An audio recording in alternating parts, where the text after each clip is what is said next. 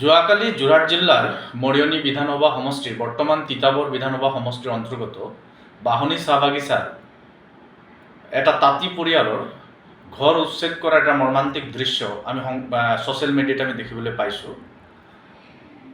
BJP নেতৃত্বাধীন চৰকাৰখন যেতিয়াই অসমত শাসনৰ গাদীত আহিছে তেতিয়াই অসমৰ বিভিন্ন প্ৰান্তত নিৰীহ খিলঞ্জীয়া লোকসকলৰ ভূমি লুণ্ঠন কৰাৰ চক্ৰান্ত বিভিন্ন পৰ্যায়ত বিভিন্ন ব্যক্তিৰ জড়িত সংঘটিত হৈছে। খুদ চৰকাৰখনে বিভিন্ন সময়ত অমানৱীয়ভাৱে সহজ সৰল খাটি খোৱা শ্ৰমজীৱী লোকসকলৰ ভূমিসমূহ কেনেকৈ কাঢ়ি ল'ব পাৰি, কেনেকৈ ঘৰসমূহ উচ্ছেদ কৰিব পাৰি, কেনেকৈ পৰিয়ালসমূহ গৃহহৰা কৰিব পাৰি তাৰ কাম কৰি আছে। ইতিমধ্যেই যোৱাকালি সংবাদ মাধ্যমত বা বিভিন্ন ছ'চিয়েল মিডিয়াত বাহনী চাহ বাগিচাৰ সীমাত লাগি থকা বাগিচাখনৰ বাউণ্ডেৰীৰ বাহিৰত লাগি থকা এটা তাঁতী পৰিয়ালৰ ঘৰ JCB লগাই তেখেতসকলে উচ্ছেদ কৰিলে। ঘৰ এটা উচ্ছেদ কৰাৰ কৰ্তৃত্ব সেই বাগিচা কৰ্তৃপক্ষক কোনে দিলে? বাহনী চাহ বাগিচাৰ কৰ্তৃপক্ষই ক'ত অধিকাৰ পালে যে তেওঁলোকৰ বাগিচাৰ বাউণ্ডেৰীৰ বাহিৰত থকা শ বছৰ ধৰি বসবাস কৰি থকা সেই পৰিয়ালটোৰ ঘৰ উচ্ছেদ কৰি সেই পৰিয়ালটোক গৃহহৰা কৰাৰ কৰ্তৃত্ব তেওঁলোকক কোনে দিলে? আমি এটা কথা স্পষ্টভাৱে কৈছোঁ যে অসমৰ চাহ বাগিচাৰ শ্ৰমিকবিলাকক বিভিন্ন কাৰণত আজিৰ তাৰিখতো বন্ধ শ্ৰমিক হিচাপে ৰাখি বিভিন্ন সময়ত ৰিটায়াৰ্ড হোৱাৰ পাছত তেওঁলোকক ঘৰ খালী কৰিবৰ কাৰণে বাগিচা কৰ্তৃপক্ষই নটিচ দি ভয় ভাবুকি দি থাকে। এটা কথা ক্লিয়াৰ কৰি কৈ দিছোঁ, প্ৰতিখন চাহ বাগিচাৰ মালিক কৰ্তৃপক্ষ আৰু মেনেজাৰসকলক ক্লিয়াৰ কৰি কৈ দিছোঁ, অসমৰ চাহ বাগিচাৰ প্ৰস্তুত কৰা প্ৰতিষ্ঠা কৰা মানুহবিলাক অসমৰ চাহ শ্ৰমিকসকল, আদিবাসী লোকসকল আৰু বিভিন্ন চাহ বাগিচা প্ৰতিষ্ঠা হোৱাৰ পূৰ্বে সেই বাগিচাৰ মাটিসমূহ জংঘল কাটি চাফা কৰা মানুহবিলাক আদিবাসী চাহ শ্ৰমিক লোকসকল হয়। আপোনালোকে যদি এই ধৰণে চাহ শ্ৰমিকৰ ওপৰত অত্যাচাৰ কৰিব, চাহ শ্ৰমিকৰ মাটি লুণ্ঠন চলাবৰ কাৰণে উচ্ছেদ চলাব, চাহ শ্ৰমিক লোকসকলক গৃহহৰা কৰিব, আপোনালোকৰ বাগিচাবিলাককো আপোনালোকক পৰিচালিত কৰি থাকিবলৈ দিয়া নহ'ব। কিন্তু আপোনালোকৰ বাগিচাবিলাক কিন্তু আমি কাঢ়ি ল'ম। খোলা খুলি কৈছোঁ, স্বাধীন দেশত প্ৰতিগৰাকী ভাৰতীয় লোকৰ স্বাধীনচিতীয়াভাৱে জীয়াই থকাৰ, ভাৰতৰ ভৌগোলিক চাৰিসীমাৰ ভিতৰত শান্তিপূৰ্ণভাৱে বসবাস কৰি থকাৰ অধিকাৰ আছে। এই মানুহখিনিৰ ফাণ্ডামেণ্টেল ৰাইটছৰ ওপৰত আপোনালোকৰ হস্তক্ষেপ আমি কোনো কাৰণত সহ্য নকৰোঁ। যোৰহাটৰ তিতাবৰ বিধানসভা সমষ্টিৰ বাহনী চাহ বাগিচাৰ মালিক কৰ্তৃপক্ষই যিধৰণৰ অমানৱীয় কৰ্মকাণ্ড যোৱাকালি সংঘটিত কৰিছে, যেনেধৰণে ঘৰ আৰু এই পৰিয়ালটোক তাৰ পৰা উচ্ছেদ কৰিছে, সেই ঘৰ আৰু পৰিয়ালক পৰ্যাপ্ত আৰু উপযুক্ত ক্ষতিপূৰণ দি সেই ঠাইতে পুনৰ ঘৰ নিৰ্মাণৰ ব্যৱস্থা কৰি দিব লাগিব। অন্য ঠাইত বাহনী চাহ বাগিচাৰ মালিক কৰ্তৃপক্ষ তাৰ মেনেজাৰক আমি সোধাই নেৰোঁ। আমি প্ৰয়োজনত তেওঁলোকৰ বাগিচা কাঢ়ি ল'ম। কিন্তু খোলা খুলি কৈছোঁ, আপোনালোকে বাগিচাৰ মানুহখিনিক আজিৰ তাৰিখতো কুকুৰ মেকুৰীৰ দৰে ব্যৱহাৰ কৰাৰ যিটো মানসিকতা ৰাখিছে, এই ব্ৰিটিছৰ সেই ধৰণে ব্ৰিটিছে যেনেকৈ গোলামদ্ৰিক ব্যৱহাৰ কৰাৰ মানসিকতা ৰাখিছিলে, আপোনালোকো আজিৰ তাৰিখত ব্ৰিটিছ হ'ব বিচাৰিছে। চাব কিন্তু বৰলৰ বাঁহত, কন্দুৰ বাঁহত হাত দি কিন্তু জোকাই নল'ব।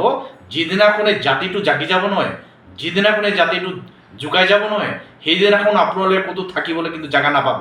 খাটি খোৱা শ্ৰমজীৱী মানুহৰ মাটি কঢ়াৰ আপোনালোকৰ যিটো লালসা আছে, লোভ আছে, ইমানতে সামৰক। বাহনী চাহ বাগিচাৰ সেই তাঁতী পৰিয়ালটোক পুনৰ সংস্থাপন কৰি সেই জেগাটোতে ঘৰ নিৰ্মাণৰ পৰ্যাপ্ত ব্যৱস্থা গ্ৰহণ কৰক। যিমানখিনি তেওঁলোকৰ সম্পদ নষ্ট কৰিছে তাৰ দুগুণ আপোনালোকে সম্পদ ঘূৰাই দিয়ক। খোলাকৈ কৈছোঁ। আৰু এটা কথা কৈছোঁ, যেতিয়াৰ পৰা অসমত বিজেপি চৰকাৰ আহিছে, যেতিয়াই হিমন্ত ৰাজত্ব চলিছে, তেতিয়া অসমৰ বিভিন্ন প্ৰান্তত খিলঞ্জীয়া মানুহৰ ওপৰত, সাধাৰণ খাটি খোৱা শ্ৰমজীৱী মানুহৰ ওপৰত এই ধৰণৰ লুণ্ঠনৰ, এই ধৰণৰ অত্যাচাৰৰ, এই ধৰণৰ উৎপীড়নৰ কিন্তু পৰিমাণটো বাঢ়ি বাঢ়ি গৈ আছে। গতিকে চৰকাৰ প্ৰশাসনকো স্পষ্ট বাৰ্তা দিব বিচাৰিছোঁ যে আপোনালোকে খাটি খোৱা মানুহখিনিৰ ভোটেৰে শাসনৰ গাদীত বহাৰ পাছত এই মানুহখিনিকে কেনেকৈ গৃহহৰা কৰিব পাৰি তাৰ অভিযানত নামিছে। সেইদিনাখন বিজেপি চাহ মৰ্চাৰ ৰাজ্যিক সভাপতিগৰাকীয়ে কৈছিল যে অসমৰ চাহ বাগিচাৰ শ্ৰমিকসকলক হিমন্ত মোদীয়ে বুলি হৃদয়ত ৰাখিছে। হৃদয়ত ৰখা মানুহখিনিৰ এনেকুৱা ধৰণৰ অৱস্থা কৰে নেকি? মৰিয়নি সমষ্টিৰ অসম চাহ জনগোষ্ঠী যিটো বিজেপিৰ মৰ্চা আছে, চাহ জনগোষ্ঠী বিজেপিৰ চাহ মৰ্চা আছে, সেই মৰ্চাৰ ৰাজ্যিক প্ৰেচিডেণ্টৰ ঘৰটোৱেই মৰিয়নি সমষ্টিত। আৰু কেইদিনমানৰ আগলৈকে বাহনী চাহ বাগিচা মৰিয়নি সমষ্টিতে আছিল। তেওঁৰ ঘৰৰ কাষতে লাগি থকা এই পৰিয়ালটোক ৰক্ষণাবেক্ষণ দিয়াৰ দায়িত্ব তেওঁৰ আছে। তেওঁ কেৱল ভোট বিচাৰি বিচাৰি শ্ৰমিকৰ ঘৰত গৈ আঁঠু লৈ লৈ মায়েৰে বাপৰে নানীৰে দাদিৰে কৈ ভোট লোৱাৰ যিটো কাৰবাৰ কৰি আছে, কাৰবাৰত যদি পুনৰ আপোনালোক যায় আৰু এনেকৈ আমাৰ মানুহখিনিক যদি উচ্ছেদ কৰাৰ অভিযানত আপোনালোকো হাত উজান দিয়ে, তেতিয়াহ'লে আপোনালোকক কিন্তু ক্ষমা কৰা নহ'ব। মই মৰিয়নিৰ বিধায়কক কৈছোঁ আৰু তিতাবৰ সমষ্টিৰ বিধায়কগৰাকীকো কৈছোঁ, এই বাহনী চাহ বাগিচাৰ মালিক কৰ্তৃপক্ষৰ ওপৰত কঠোৰতম ব্যৱস্থা গ্ৰহণ কৰক, মালিক মেনেজাৰক গ্ৰেপ্তাৰ কৰক, আৰু যিটো তাঁতী পৰিয়ালক উচ্ছেদ কৰা হৈছে তাঁতী পৰিয়ালক পুনৰ সংস্থাপন দিয়ক, তেওঁলোকৰ ঘৰ পুনৰ নিৰ্মাণ কৰক। অন্যথায় যিধৰণে তেওঁলোকে চাহ বাগিচাৰ শ্ৰমিকক, আদিবাসী লোকসকলক উৎপীড়ন আৰু অত্যাচাৰ চলাইছে, গৃহহৰা কৰা হৈছে, উচ্ছেদ কৰা হৈছে, সময় এনেকুৱা আহিছে যে আপোনালোকে যেনেকৈ আমাৰ মাটি কাঢ়িবৰ কাৰণে উঠি পৰি লাগিছিল, এদিন সংগঠিত ৰূপত কিন্তু আপোনালোকৰ বাগিচা আমি কিন্তু কাঢ়ি ল'ম। খোলাখুলিভাৱে কথাটো আপোনালোক কৈছোঁ। প্ৰত্যাহ্বান যদি আপোনালোকে দিব বিচাৰে, প্ৰত্যাহ্বান আমি গ্ৰহণ কৰিছোঁ। সময়লৈ অপেক্ষা কৰক। শুই থকাই জাতিটোক জগাই লৈছে আপোনালোকে। বৰল কন্দুৰ বাহত আপোনালোকে হাত দিছে নহয়, কন্দু যিদিনা ক'ত জোকাব, কন্দুৰ বিন্ধনত কিন্তু আপোনালোকে ৰেহাই নাপাব, তত নাপাব। ক'ত পলাই পত্ৰম দিব তাৰ কোনো ঠিক নাই। আপোনালোকে আশ্ৰয়, আপোনালোকে থাকিবৰ কাৰণে ঠাই কিন্তু বিচাৰি নাপাব। এই খাটি খোৱা সাধাৰণ মানুহখিনিক আপোনালোকে কিন্তু জোকাই লোৱাৰ কামটো কৰিছে, ইয়াৰ পৰিণাম কিন্তু অতি ভয়াৱহ হ'ব।